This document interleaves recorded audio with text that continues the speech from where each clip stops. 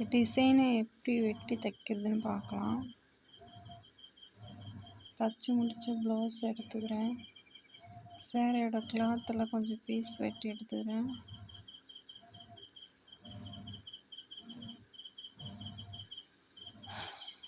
சேரீயோட piece கொஞ்சம் ஓரமாக வச்சுக்கோங்க. ஓரமாக வச்சுட்டு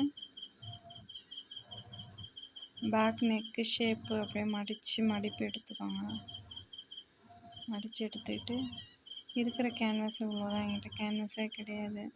இந்த கேன்வாஸ் வச்சு தான் பேட்டர்ன் வெட்டி எடுக்கணும். நெக் பேட்டர்ன் வெட்டி எடுக்கணும்.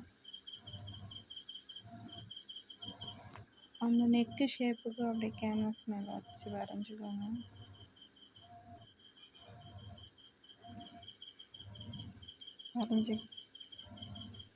வரைஞ்சாச்சு.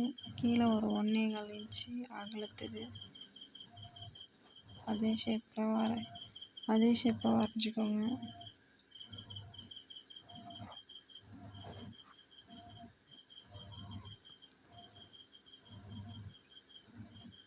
அதே ஷேப் வெட்டி எடுத்துக்கலாம்.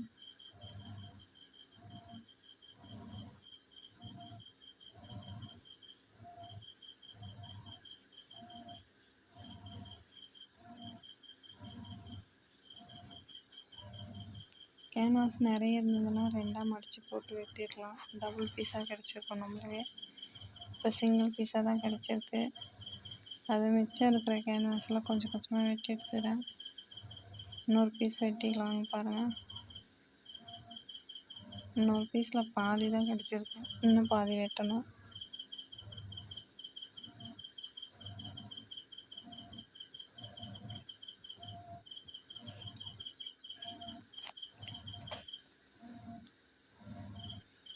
மடித்து வச்சு அதில் கொஞ்சம் பிட்டு துணி இல்லை, அது பிட்டு கேன்வாஸ் இல்லை, இன்னும் கொஞ்சம் சேர்த்து வெட்டிக்கலாம்.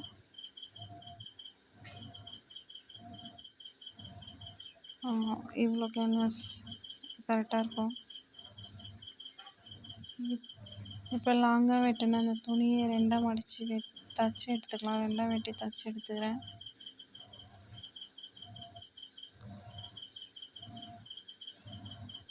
இப்போ வெட்டி வச்சுருக்க கேன்வாஸை அது மேலே உள்பக்கம் தையல் போட்டுருக்கு இல்லையா, அந்த பக்கமாக வச்சு அயன் பண்ணிக்கிறேன் பாருங்கள்.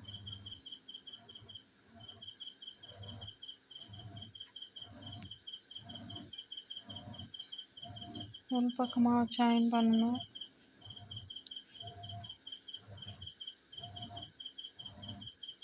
ஓகே. அந்த மேல் பீஸ் கொஞ்சம் அதையும் சேர்த்து ஒட்டிக்கலாம். அயன் பண்ணிக்கலாம். ஒட்டிக்கும் பாருங்கள். டபுள் சைடும் சேமாக வந்துச்சு.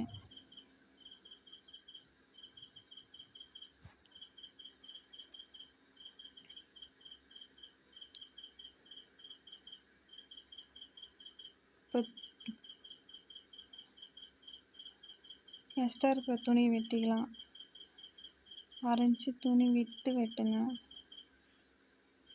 1/2 இன்ச்சு துணி விட்டு வெட்டிக்கிறேன் பாருங்கள்.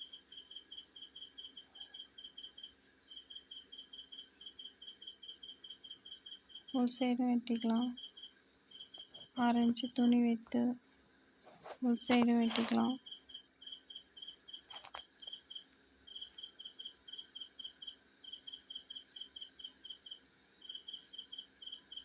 ஓகே, வெட்டி எடுத்தாச்சு.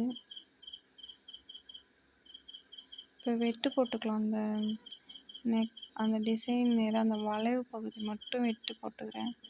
கேன்வாஸ் ஒட்டி வெட்டிக்கிறேன். துணியை வெட்டிக்கிறேன். கீழ்ப்பக்கமும் வெட்டிக்கலாம். கீழ்ப்பக்கமும் சுற்றி அந்த வளைவுக்கு வெட்டிக்கலாம். வெட்டி எடுத்துகிட்டு அந்த மடித்து கொஞ்சம் அயன் பண்ணி விட்டுக்கோங்க. அயன் பண்ணி விட்டால் தான் நம்மளுக்கு ஸ்டிச்சிங் பண்ணுறப்ப கரெக்டாக வரும்.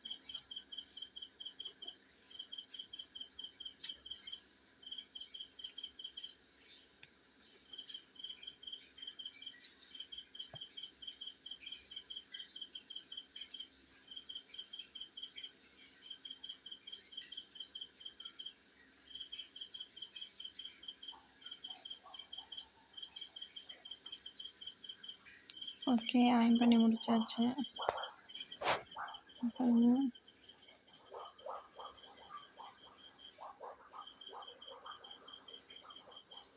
இப்போ ப்ளவுஸில் வச்சு தைச்சிக்கலாம்.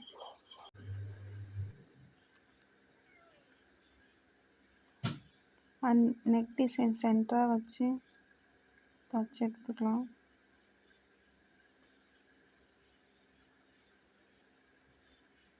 சென்டரில் வச்சு தான் தைக்கணும்.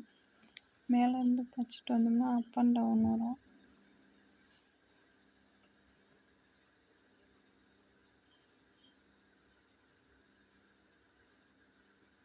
ஓகே, ஆப்போசிட் சைடு தைச்சி எடுத்துக்கலாம்.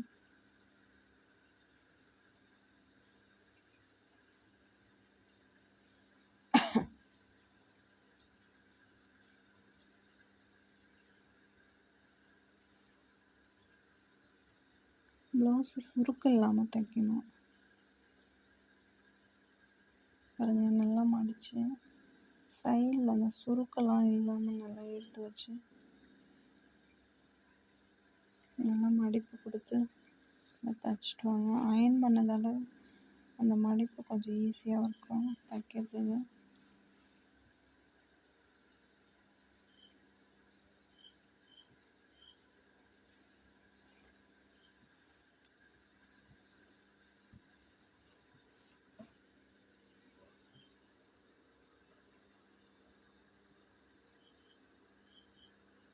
ஓகே, தைச்சி முடிச்சாச்சு. இப்போ அது மேலே லேஸ் டிசைன் கொடுத்துக்கிறேன்.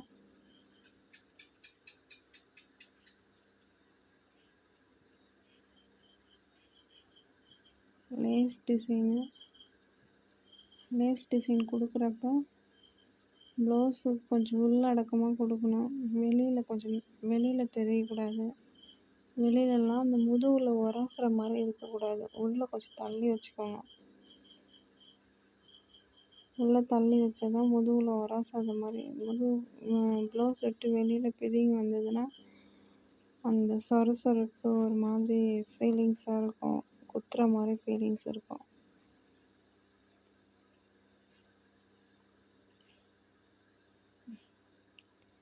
செகண்ட் லைனுக்கும் கொடுத்துக்கிறேன்.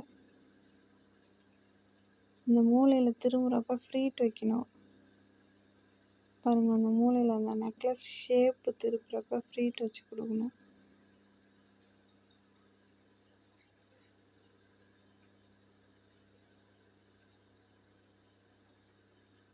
லேஸ் வைக்கிறப்ப டபுள் சைடு கார்னரும் இந்த சைடு கார்னரும் தையல் பண்ணணும். பாருங்கள், தைச்சி முடிச்சாச்சு. நல்லாயிருக்கு டிசைனு.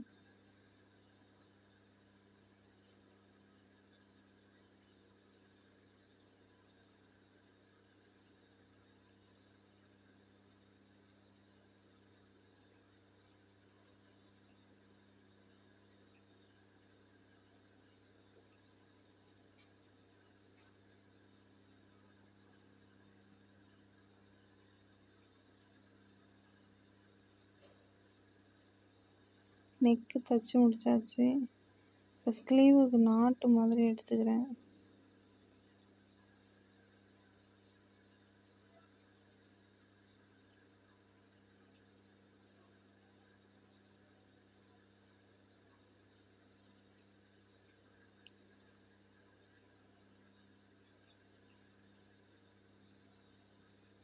ஸ்லீவுக்கு நாட்டு திருப்பிட்டு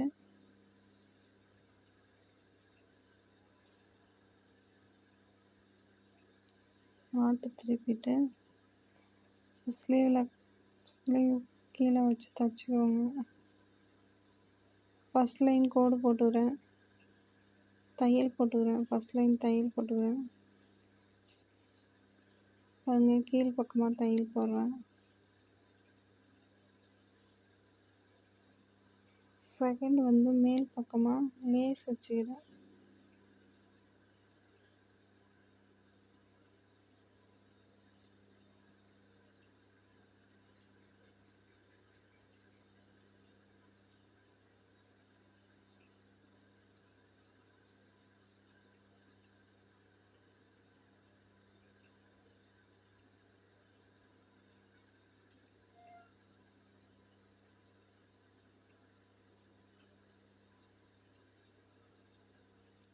லேஸ் வச்சு தச்சு விடலாம்.